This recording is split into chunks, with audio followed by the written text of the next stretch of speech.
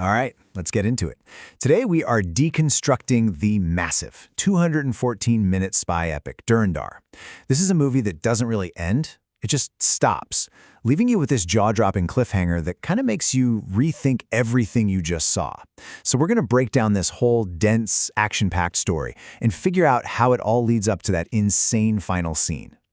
So, if you were expecting a nice, tidy ending, you didn't get one. Instead, the movie leaves us with this image. Our main guy, Hamza, pulls out a secret diary. He crosses out the name of the man he spent the entire movie trying to take down, only to reveal the next name on the list. The story is so not over. It's really just getting started. So, why do that? Why end on a total cliffhanger? What does this new beginning actually mean for our guy Hamza? Well, to figure that out, we've got to rewind. Let's go all the way back to the start and really understand the mission that created him in the first place. Now, the movie itself is structured in chapters, which is pretty cool, so let's just follow its lead. The first chapter doesn't start on the gritty streets of Karachi. Nope, it starts in the halls of power, where this absolutely radical, super high-stakes mission called Operation Dhurandhar was born. And what's so fascinating about this movie is how it kind of dances on this fine line between what's real and what's made up. You know, it's definitely inspired by real-life covert ops that India's intelligence agency, RAW, ran in Karachi. But the filmmakers have been super clear. The story of this specific guy, Hamza, and his mission, that's all fiction. It's a way to explore the human costs of these very real conflicts. You gotta understand, this whole operation was born out of a crisis. After the IC-814 hijacking in '99 and then the Parliament attack in 2001, India's intelligence was, frankly, on its back foot.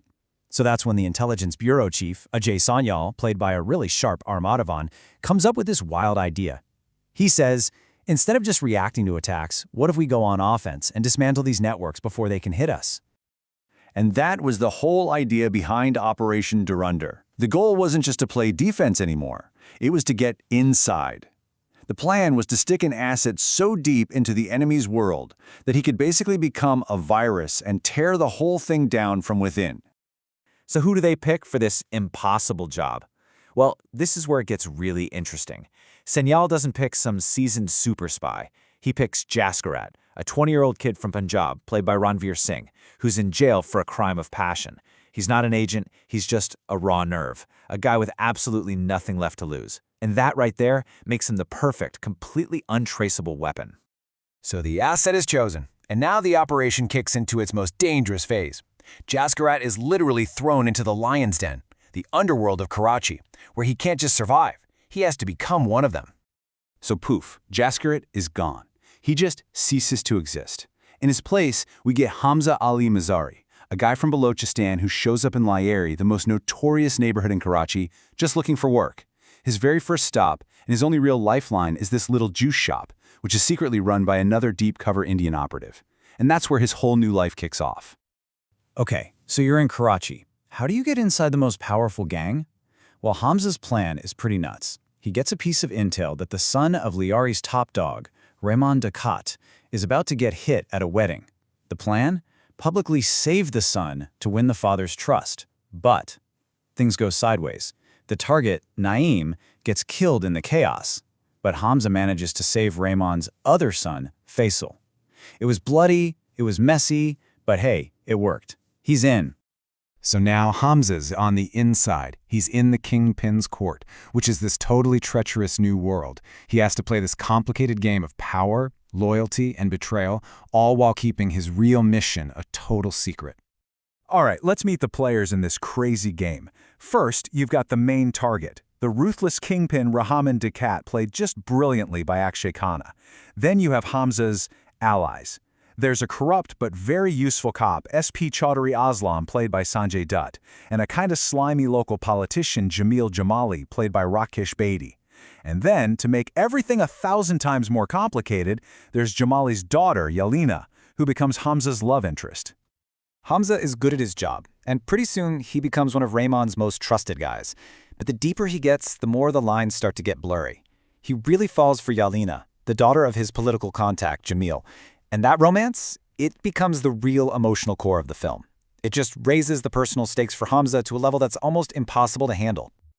All right, this is it. This is the moment everything has been building towards. After years of faking it, of manipulating everyone around him, the time is finally here for Hamza to do what he was sent to do. Take down Rahman Dekhet.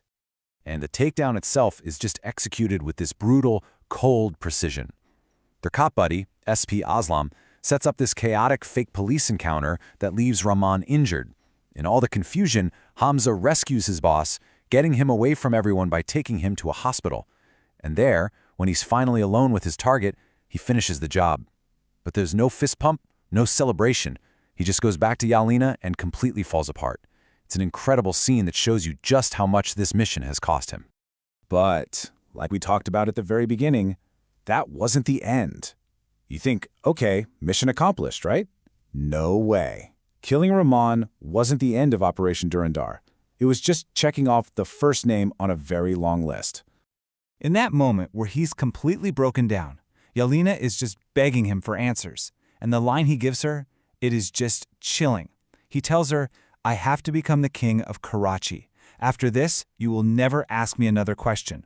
It's not about a power trip. It's about what he has to do next for this mission that apparently never, ever ends. And then the film shows us exactly what he means. In those final seconds, Hamza opens up that secret diary and he crosses off Rahman Dekhet's name. But right below it, there's another name, Major Iqbal, an officer in Pakistan's intelligence agency, the ISI. He's played by Arjun Rampal, and he's clearly being set up as the next big bad. That hit list is far from finished. And just in case you thought, oh, maybe it's just a cool ending, they literally put it on the screen. This isn't just a sequel tease, it's a promise. The story of Jaskarat, who is now Hamza, is far from over. He's got a list to get through, and part 2 is already on the calendar. And that's what the movie leaves you with, this huge central question. Has the mission totally consumed the man? Is the guy we see, this ruthless operator named Hamza, still Jaskara somewhere deep down? Is he a patriot doing his duty? Or has he just become a hitman, trapped in a cycle of violence with a list that might never, ever end? So that's our deep dive into the whole twisted story of Dhurandhar. What did you think of that ending? Total shocker, right? For more breakdowns like this one, make sure you subscribe. Thanks for tuning in.